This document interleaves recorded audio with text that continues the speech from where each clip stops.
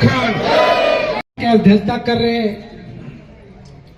जिला संयोजक मंडल के मुख्य संयोजक, उपस्थित इंडिया गठबंधन के प्रत्याशी जयप्रकाश भाई पटेल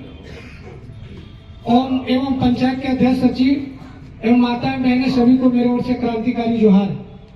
आज हजारीबाग को मौका मिला है जो हमारे टेकलाल महतो के कर्म भूमि और टेकलाल महतो के वहाँ आप देखेंगे कि हम लोग 2019 के चुनाव में गोपालनाथ साहदेव को हम लोगों गठबंधन के तहत हम लोग गठबंधन के पक्ष में हम लोग वोट देते हैं।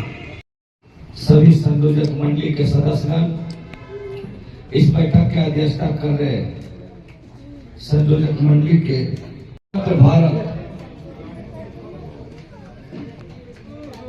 और ऐसे समय में जब पूरा देश में यह राष्ट्रीय पर्व मनाया जा रहा है त्योहार के रूप में, क्योंकि हम सबों को समझना होगा कि देश की जो हालात है,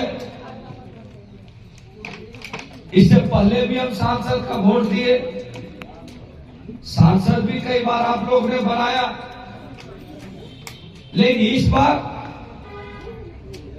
जो सांसद का वोट दीजिएगा वो देश बचाने के लिए, संविधान बचाने के लिए, आरक्षण बचाने के लिए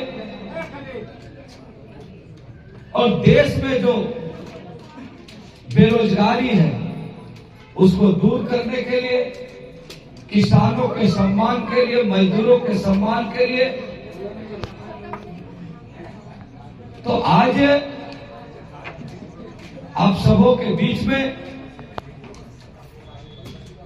जयप्रकाश भाई पटेल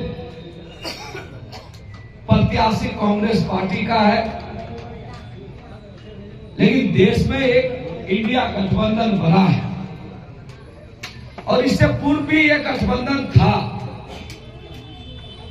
जो हम महागठबंधन के नाम से जानते थे और उसी गठबंधन के तहत 2019 का विधानसभा भी चुनाव हुआ,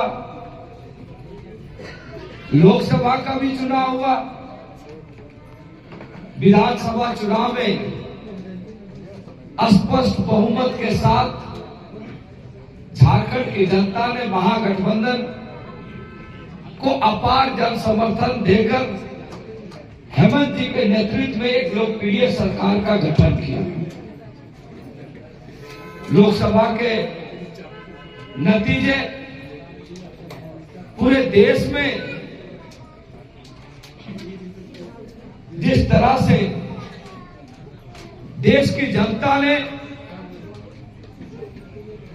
2 बार के चुनाव 2014 और 2019 के चुनाव में एक गरीब बेटा को समझकर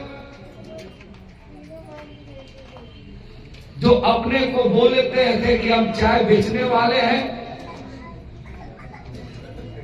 देश की जनता ने पूरा विश्वास करके एक स्पष्ट जनादेश दिया। 2014 में भी उन्होंने कुछ प्रयास किया जिसे जनता समझ रही थी। भूमि अधिग्रहण विधेयक को आप देखे होंगे किस तरह से बदलाव करने का कोशिश किए। ST/SC एक्ट जो यहाँ के अनुसूचित जनजाति के एक कवच के जैसा करने का कोशिश किया, लेकिन देश में जो विरोध हुआ वो विरोध के सामने वो कमजोर पड़ गए, तो वो बदल नहीं पाए। लेकिन तो चुनावी घोषणा उन्होंने किया कि हम विदेशों से काला धन लाएंगे और उस काले धन को मैं देश की जनता के अकाउंट में ट्रांसफर करूंगा। 15-15 लाख रुपया ट्रांसफर करने की बात उन्होंने कहा। 2 करोड़ लोगों को रोजगार देने की बात कहा आदिवासी मूलवासियों के सम्मान देने की बात कहा, तो आपको समझना है कि किस तरह से उन्होंने देश के साथ धोखा देने का काम किया। काला धन वापस आया, कहां गया ये तो पता नहीं चला, लेकिन हाल ही के दिनों में आप पढ़े लिखे लोग हैं, समझते होंगे कि सुप्रीम कोर्ट के निर्देश के बाद जो चीजें सामने आया, इलेक्टोरल बॉन्ड, जिसमें उन्होंने चंदा दो और धंधा दो का जो फॉर्मूला अपनाया, वह किसी से छिपा नहीं। देश के गरीबों का तो कल्याण नहीं किए, लेकिन अपने दो मित्र अडानी और अंबानी के लिए सब कुछ उन्हें कर दिया। इसलिए आज जो गरीब का बेटा बोलकर देश की सत्ता में पहुंचे, वो पूंजीपतियों के हाथों में बिक गए और देश के सारे संसाधन उन लोगों के नाम गिरवी करने का कोशिश किए और कर भी रहे। चाहे हवाई अड्डा हो, रेलवे स्टेशन हो, पानी हो, बिजली हो, सारा चीज अडानी अंबानी के नाम पर करने का इन्होंने फैसला लिया और जनता आज देख रही है। इसलिए आज आपको समझना है कि एक ऐसे लोकतंत्र में जहां आज हम कोई भी समस्या लेकर पंचायत में हम मुखिया के पास जाते हैं, पंचायत समिति के सदस्य के पास जाते हैं, वार्ड कमिश्नर के पास जाते हैं, उससे ऊपर उठते हैं तो जिला परिषद के पास जाते हैं, एमएलए और एमपी के पास जाते हैं। लेकिन जो देश में परिदृश्य बना दिए, अगर गलती से तीसरी बार नरेंद्र भाई मोदी जी सत्ता में आएंगे तो ऐसा नहीं हो कि देश का जो चुनाव व्यवस्था है उसको वो खत्म कर देंगे। तो हम सबों के बीच में यह कई आखिरी चुनाव ना हो, इसलिए आप सबों के बीच में मैं बोलना चाहता हूं कि मैं बहुत सारे लोगों को जो नेतृत्व करता है, लगभग लोगों को जान रहा हूं और ये 2-4 साल में कुछ नए लोग आए हैं। मैं उन सबों से रूबरू नहीं हूं, बहुत ज्यादा मेरी बातचीत नहीं है, लेकिन पुराने जितने लोग हैं सभी लोगों से मेरा संबंध रहा है। मैं बीजेपी का एमएलए होते हुए भी झारखंड मुक्ति मोर्चा के कार्यकर्ताओं के साथ वैसा कोई व्यवहार नहीं किया। अगर कभी कभार राजनीतिक दृष्टिकोण से थोड़ी बहुत ऊंच नीच हुई होगी, इसको मैं नकार भी नहीं सकता, लेकिन मैंने कभी बदले की भावना से कार्य नहीं किया। क्षेत्र में किसी को प्रताड़ित करने का काम नहीं किया। तो इसलिए आज हम आप सबों को कहने के लिए आए हैं कि आप नेतृत्वकर्तागण यहां पर बैठे हैं। अभी हम सभी को बातों को सुन रहे थे, बहुत सारी बातें आई, मैं उन बातों को मन में रखता हूं और विश्वास के साथ आपको कहता हूं कि 2009 में भी, 2004 में भी, 2014 में भी, 2019 में भी, अगर 9 का चुनाव हम छोड़ दें, जहां हजारीबाग में दोस्ताना संघर्ष हुआ, उसके बाद 14-19 यहां पर महागठबंधन के प्रत्याशी चुनाव में लड़े। उस समय के परिदृश्य, उस समय का राजनीतिक चर्चाएं, कुछ लोग बता रहे थे कि वो माहौल नहीं बन पाया है, वो माहौल कैसे तैयार करेंगे, तो मैं आप सबों को स्पष्ट रूप से कहना चाहता हूं कि आप अपने आप को कहीं कमजोर मत होने दीजिएगा, क्योंकि जनता ने हजारीबाग में कमर कस दिया और जब जनता निकल जाती है और नेता हम अनवायलेंस हो जाएंगे तो वो जनता भी जवाब आपसे पूछेगी। इसलिए हमें बहुत सोच समझ कर निर्णय लेना है। हम बात कर रहे हैं इंडिया गठबंधन की मजबूती की। अब जयप्रकाश भाई पटेल को मत देखिए, अगर किसी के मन में तकलीफ होगा तो जयप्रकाश भाई पटेल को मत देखिए, लेकिन आप इंडिया गठबंधन के सिपाही हैं तो आप इंडिया गठबंधन के प्रत्याशी के पक्ष में प्रचार कीजिए, समर्थन कीजिए, मतदान दीजिए। अगर आपके पास संसाधन का अभाव है तो मैं आप सबों से निवेदन करता हूं कि आपको बहुत प्रखंड का दौरा करने का जरूरत नहीं है।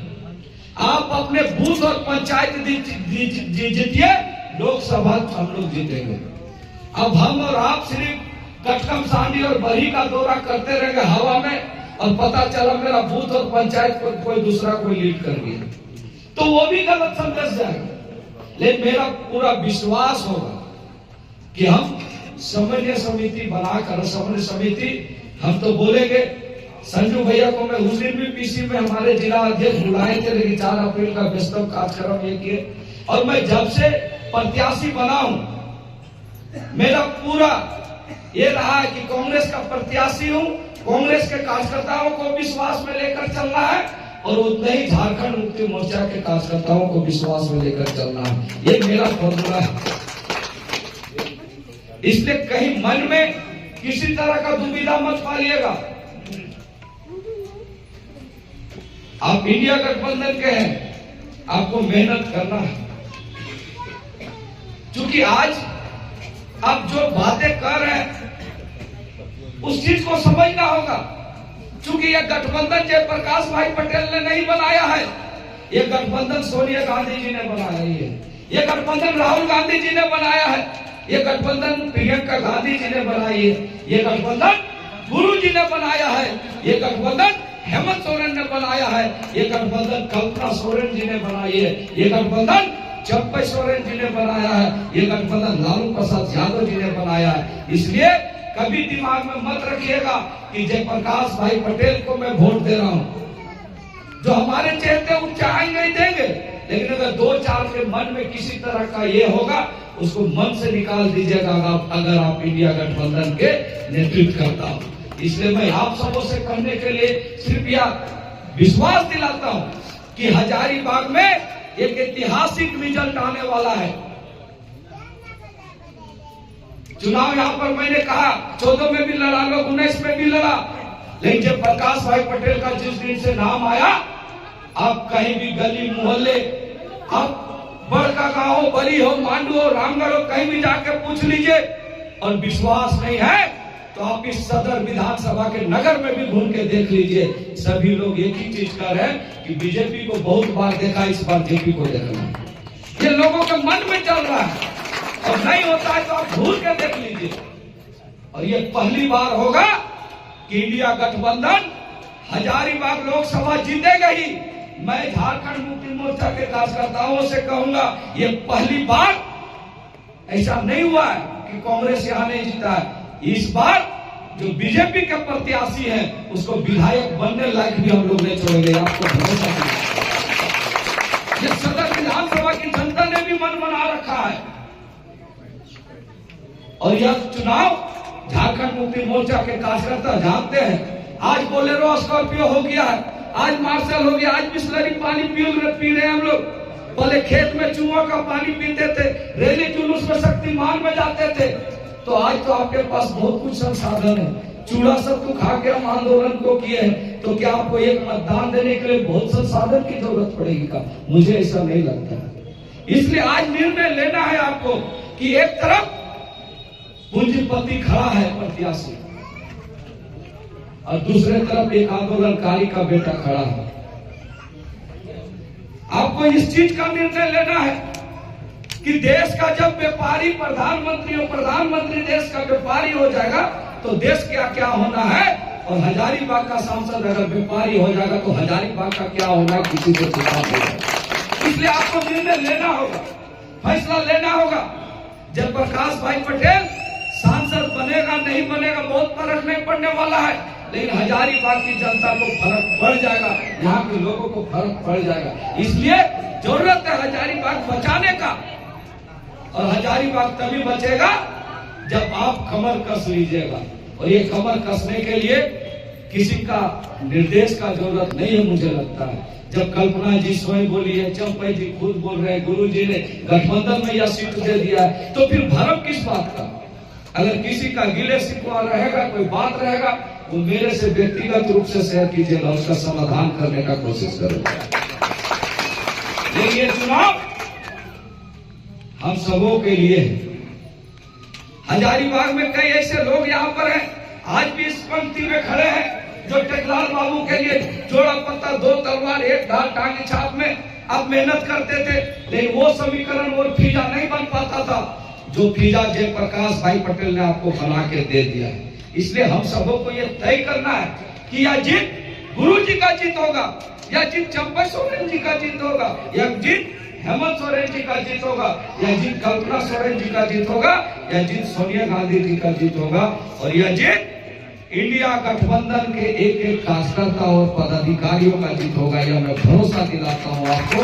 बहुत सारे नाम देते हुए अपनी वाणी को विराम देता हूँ। सभी को जोहार, धन्यवाद। शिबू सोरेन जिंदाबाद। निकला इस बैठक। अरे निकर्स क्या निकलेगा? इंडिया गठबंधन के जयप्रकाश भाई पटेल हमारा प्रत्याशी हैं और इस गठबंधन का नेता मेरा है, और झारखंड मुक्ति मोर्चा पूरे दमखम के साथ यहाँ से हजारीबाग से जीत के जाएंगे जयप्रकाश भाई पटेल। कोई माई के लाल नहीं रोक सकता है, और इसलिए आज हम लोगों ने झारखंड मुक्ति मोर्चा पूरे हजारीबाग जिला समिति का बैठक में इनको मैं निमंत्रण किया कि आप आइए और अपने जो वचन है हमारे कार्यकर्ताओं को हौसला बुलंद कराइए। जयप्रकाश भाई पटेल के पक्ष में आप लोग किस तरीके से कार्य कर रहे हैं? किस तरीके से झारखंड मुक्ति मोर्चा जिस तरह अलग राज लड़ने में हम लोगों ने लड़ने में जो अलग राज कराया, उसी तरह इनको जिताने में उसी ऋषियों से हम लोगों ने हजारीबाग जिला से जयप्रकाश भाई पटेल को यहाँ से जीत के दिल्ली भेजने का काम करेंगे। आपके कार्यकर्ताओं में कुछ नाराजगी देखी गई? कोई नाराजगी फराजगी नहीं है, गलत बात है।